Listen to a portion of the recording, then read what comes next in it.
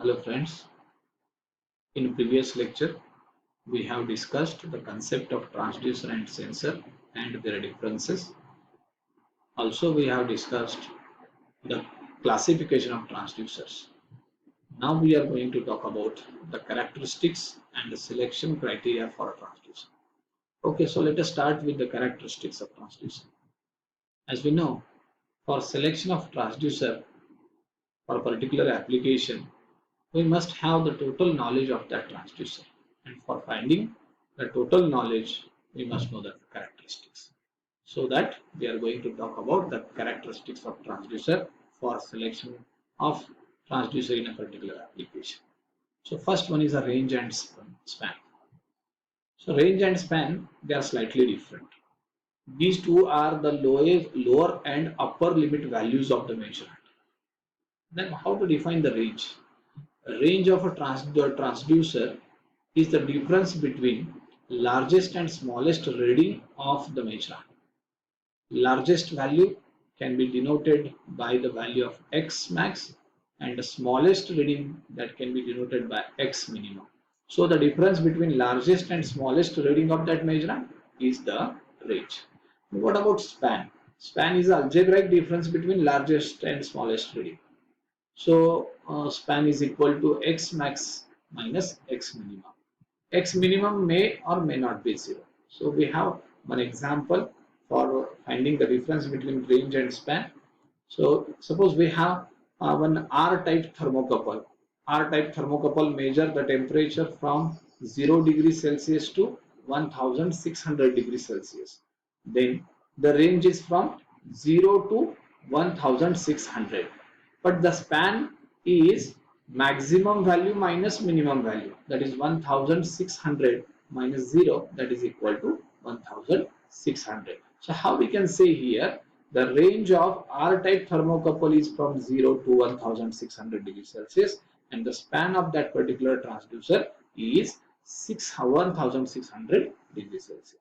Similar to that, for RT100 temperature transducer whose range is minus 200 degrees Celsius to 600 degrees Celsius, the range is minus 200 to 600, but the span is 600 minus of minus 200, that is 600 plus 200, that is 800 degrees Celsius. So 800 degrees Celsius is a span, and minus 200 to 600 is the range of RT 100 temperature transducer. So this is about range and span of that transducer. The next one is error. What is error? As we know, we have learned in a previous module that error is the algebraic difference between indicated value and actual value or true value of that measurement. So indicated value means measured value, and actuated or true value means the given value. For example, particularly for register. So register value is given by color coding. Suppose the color codes are brown, black and red. So this is about 1000 ohm resistance. But actual resistance is not observed when it is used in the circuit. It may be 9 means less than 1000, or maybe the greater than 1000. So it depends upon that situation. We can say that error may be positive or negative. So the equation of that error is equal to I minus t, that is measured value minus true value.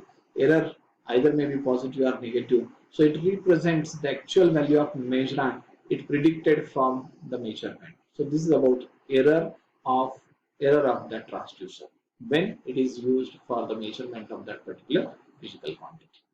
The next one is the accuracy. Accuracy is defined as the closeness with which the reading approaches an accepted standard value or true value. So what about that? If when there is some true value, and if any device which is used for that measurement of physical quantity, and when we reach near to that value, so that closeness of that reading approaches an accepted standard, that term is called as the accuracy. So it is a relative term. Absolute accuracy has no direct physical significance in the measurement. So usually the percentage accuracy is specified, and as the percentage deviation or inaccuracy of the measurement from the true value. So how we can see here? So it is denoted by percentage of inaccuracy, which is a ratio of error to the true value into 100. So in this way we can find the how much value of a measured value which is deviated from that true value. So in this way we can find the percentage of deviation or percentage of inaccuracy. This is about, we are getting the information about that how much that reading is close to that true value or standard value. The next one is a precision. It is a measure of reproducibility of the measurement. Reproducibility means when we perform one experiment, the same measurement is done several times. So this is happening number of times, and if we are getting the same value, then we can say that the device is precise. So it is a measure of reproducibility of that measurement. Precision is defined as the closeness with which individual measurements are distributed about their mean value. Here, if the same measurement is done several times, the output value should be same for all the times. In this case, we are saying here that when we perform the experiment, when we take the reading, and if when we take the reading for number of times, the output of that reading should be same for all the times. But practically, it is not possible. The readings are clustered around that mean value. So more number of readings falling very close to that value and precise that instrument. So we can say here, if we take the number of times of that reading, we are reaches close to that mean value. Otherwise, we are not getting the correct reading. So in this way, we can find the precision characteristics of that transducer. But one thing is important, that high precision does not indicate high degree of accuracy. Okay. Okay. Next one is linearity. This is the important characteristic of transducer. In linearity, output of this transducer should be linearly proportional to that input. So in the linear input-output relation, it can be written as a y is equal to mx plus c, in which y is the output, x be the input, m be the slope, and c be the intercept. But how the linearity can be expressed? It can be expressed in terms of percentage of deviation of any point from the idealized straight line. See, we have one graph, input versus output. So this is ideal measurement. This is exactly straight line. But practically, this is not possible. There has some difference. So we have to find that how much difference of actual measurement from that ideal value. So that maximum difference we have to find, and then at a particular measurement we will get the linearity value. So substitute in this equation percentage of non-linearity, that is equal to ratio of maximum deviation of output from the ideal straight line. That maximum difference should be substituted here, divided by that actual reading into 100%. So you will get the percentage of non-linearity, means how much deviation of actual measurement from the idealized straight line. The next one is resolution. It is the if the input is very slowly increased from some arbitrary input value, it is found that output does not changes at all until a certain increment is exceeded. This increment is called as a resolution.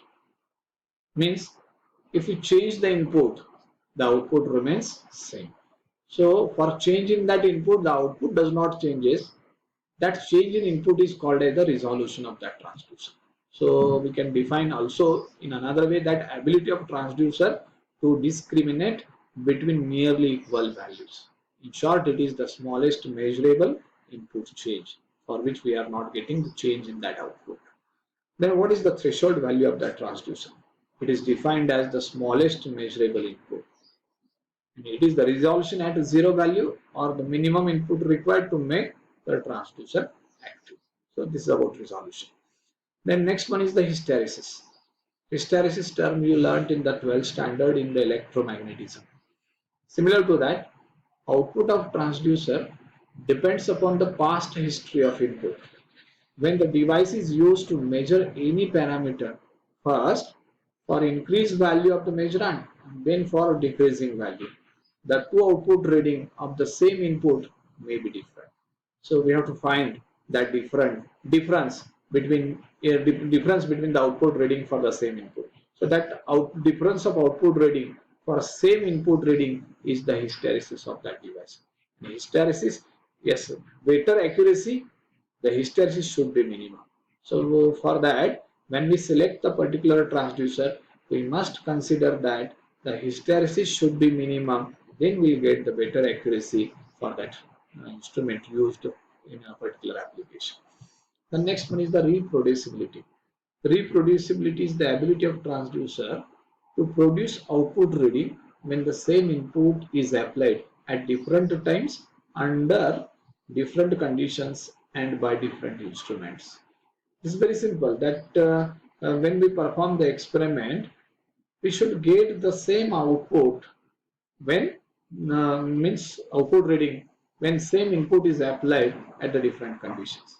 So it indicates that the same characteristic behavior of transducer under different environmental condition, guaranteeing actual even under external disturbance or changed condition. So this is about reproducibility. The repeatability, the ability of transducer to reproduce output reading when the same measurand value is applied to it successively. Means we have to perform the same experiment, and when we apply the same measurand value, we'll get the same output reading, so that we can say that it is repeatability. So under the same environmental condition, this is very important in same direction. That is called the repeatability, and in other words, we can say that it is a consistency of that reading. The next one is the sensitivity. Sensitivity is the ratio of change in output of transducer to change in value of that measure. So that ratio is the sensitive. Device should be sensitive. Is better for you in any application. Then drift. Drift is a slow variation of output signal of a transducer with time when measurand is constant. Suppose if we are not changing the measurand value, even though that output maybe there is a change in that output with respect to time. So the drift is a change in output without change in its input. What is about zero drift? It is the deviation of transducer output with time from initial value when measurand or conditions are constant. So initial value that it is started from that value. So that drift is called as a zero drift. Then deadband. Deadband is defined as the largest change in the input quantity to which the transducer does not respond. So this is about deadband. Then stability. Stability of transducer to retain its performance throughout its specified operating life or storage life. So it is known as its a stability. So all the transducer should be stable, because when it is used in a particular application in operating life, they should be stable. That's why we are getting the correct result. Otherwise, this is not possible. The next point is the selection criteria for transducer, which is used in a particular application. So for selecting the transducer, we should consider all the points, like purpose of measurement. Means if we want to measure the resistance, then for the purpose or the principle of transduction, we have to select the particular transducer. Then nature or type of physical quantity to be measured, what type of source is there, that is source of measurement. Then range of a measurement, if there is a range from 0 to 1600 and a device is not available for that range, then that is not useful. Then order of accuracy or precision required in that measurement, installation consideration of the transducer, that this is also important. Then possibility of overload during the measurement, ambient condition, lifespan of the transducer, then transduction principle, limit of excitation and output of transducer, availability of transducer. That is very important, that while selecting the particular transducers, the transducer should be available in our range, in our city. Ease of operation, right time availability of transducer to meet installation schedule, and very important is the cost. So cost should be effective as comparatively other one, it should be less. Then and only then we are using such types of transducer which is helpful or for